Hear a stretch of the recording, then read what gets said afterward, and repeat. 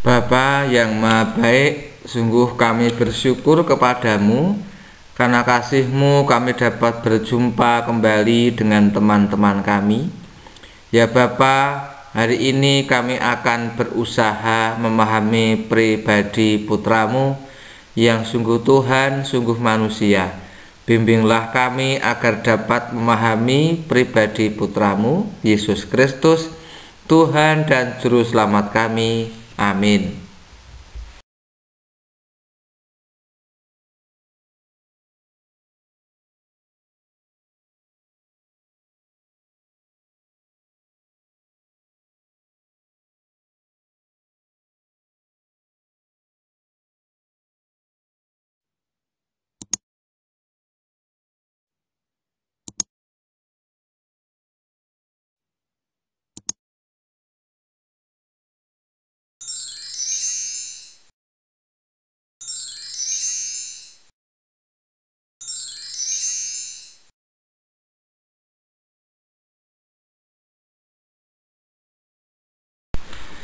Dalam kisah penciptaan dikatakan bahwa manusia diciptakan secitra dengan Allah.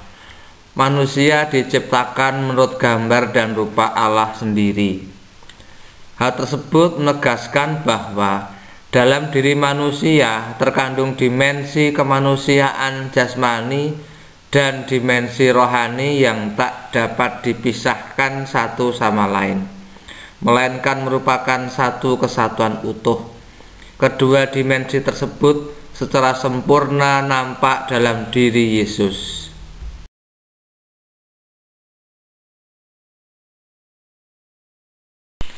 Salah satu ciri manusia ialah tidak sempurna dan sulit untuk mengampuni. Berbeda dengan Allah yang adalah sempurna dan Maha Pengampun.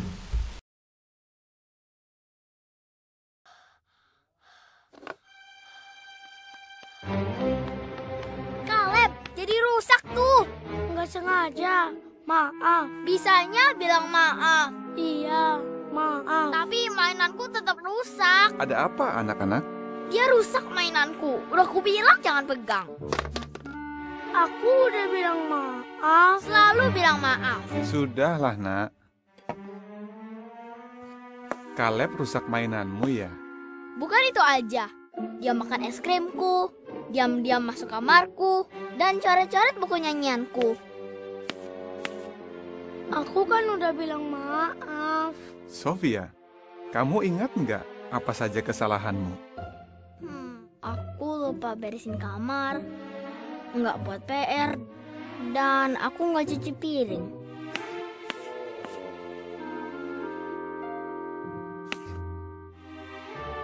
Ya, susah kan ingat kesalahan sendiri? Tapi, kamu menyesal nggak?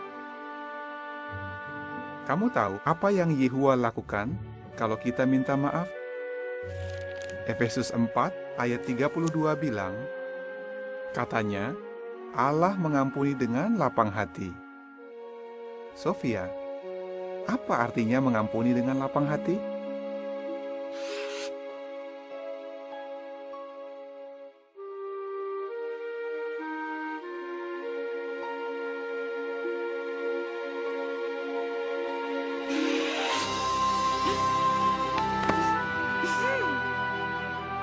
Maaf ya, Sofia. Ya Kaleb, aku maafkan. Bagus anak-anak. Yehua pasti senang sekali. Siapa ya yang bikin berantakan di sini? Aduh.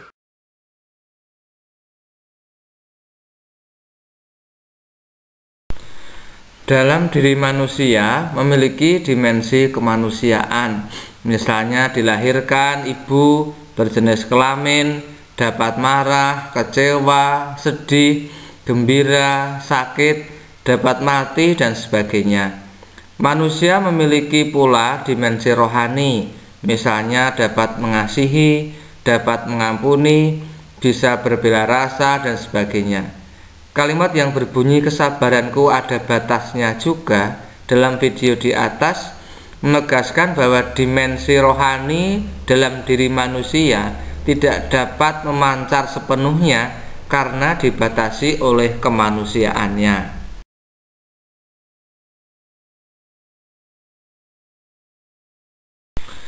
Dimensi kemanusiaan dan dimensi rohani merupakan satu kesatuan yang utuh. Kedua dimensi tersebut perlu dipahami secara baik, sebab karya penyelamatan Allah menggunakan kedua dimensi tersebut, sehingga penyelamatan Allah bisa dirasakan manusia secara sempurna. Hal tersebut dilaksanakan Allah dengan menjelma menjadi manusia Yesus. Maka dalam diri Yesus tampaklah secara sempurna kedua dimensi tersebut. Yesus sungguh-sungguh manusia dan sungguh-sungguh Allah.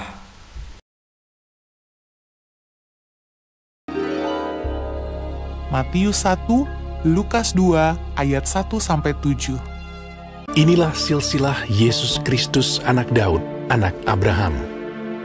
Jadi seluruhnya ada 14 keturunan dari Abraham sampai Daud, 14 keturunan dari Daud sampai pembuangan ke Babel, dan 14 keturunan dari pembuangan ke Babel sampai Kristus. Kelahiran Yesus Kristus adalah seperti berikut. Pada waktu Maria ibunya bertunangan dengan Yusuf, ternyata ia mengandung dari Roh Kudus sebelum mereka hidup sebagai suami istri. Karena Yusuf suaminya seorang yang tulus hati dan tidak mau mencemarkan nama istrinya di muka umum, ia bermaksud menceraikannya dengan diam-diam. Tetapi ketika ia mempertimbangkan maksud itu, malaikat Tuhan nampak kepadanya dalam mimpi dan berkata, Yusuf anak Daud, janganlah engkau takut mengambil Maria sebagai istrimu, sebab anak yang di dalam kandungannya adalah dari Roh Kudus. Ia akan melahirkan anak laki-laki, dan engkau akan menamakan dia Yesus, karena dialah yang akan menyelamatkan umatnya dari dosa mereka. Sesudah bangun dari tidurnya, Yusuf berbuat seperti yang diperintahkan malaikat Tuhan itu kepadanya. Ia mengambil Maria sebagai istrinya.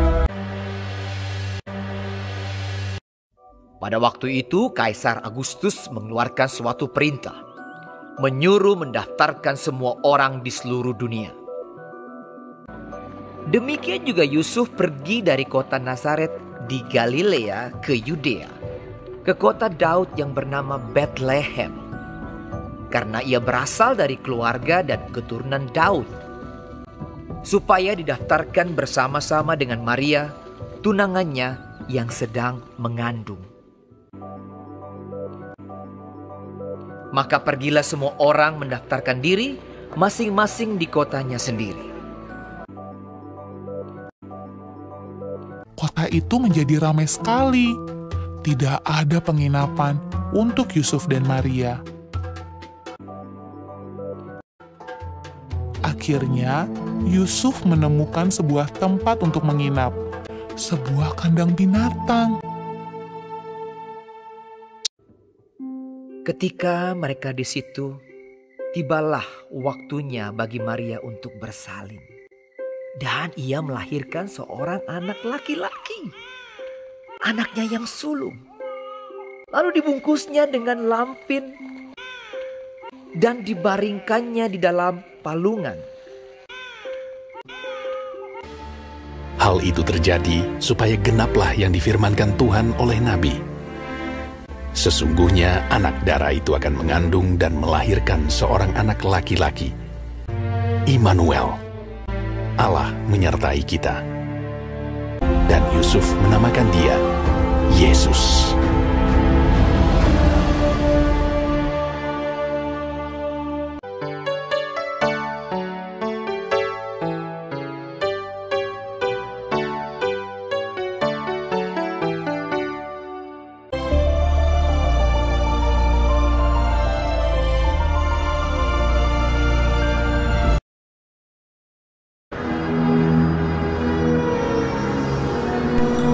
Allah menjelma menjadi manusia karena ia solider terhadap manusia.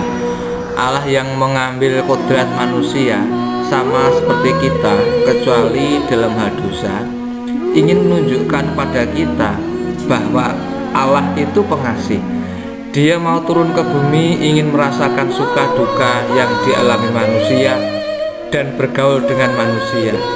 Sebagai Allah yang menjelma menjadi manusia, Yesus tidak pura-pura jadi manusia. Dia manusia sejati. Dalam Lukas 2 ayat 1-7 kita tahu ciri-ciri kemanusiaan Yesus.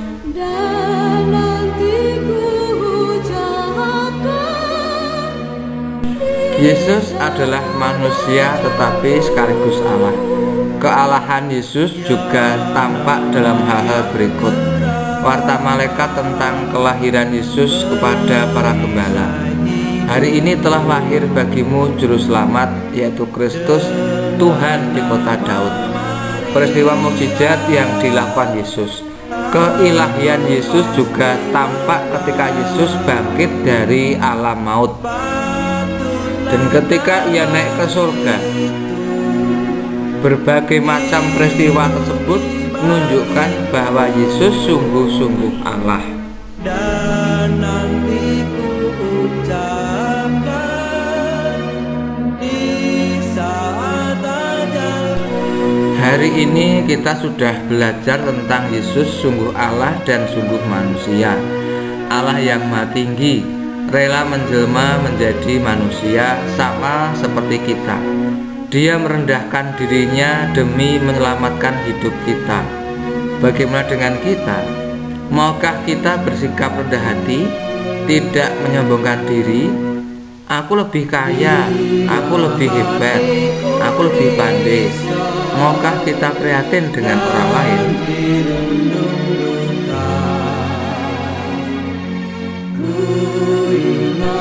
Tuhan Yesus, hari ini kami memahami bahwa Engkau sungguh Allah dan sungguh manusia. Bimbinglah kami agar kami dapat meneladan cinta-Mu yang terbuka dan solider serta penuh belas kasih. Engkau kami puji ya Yesus, Tuhan dan Juru Selamatku. Amin.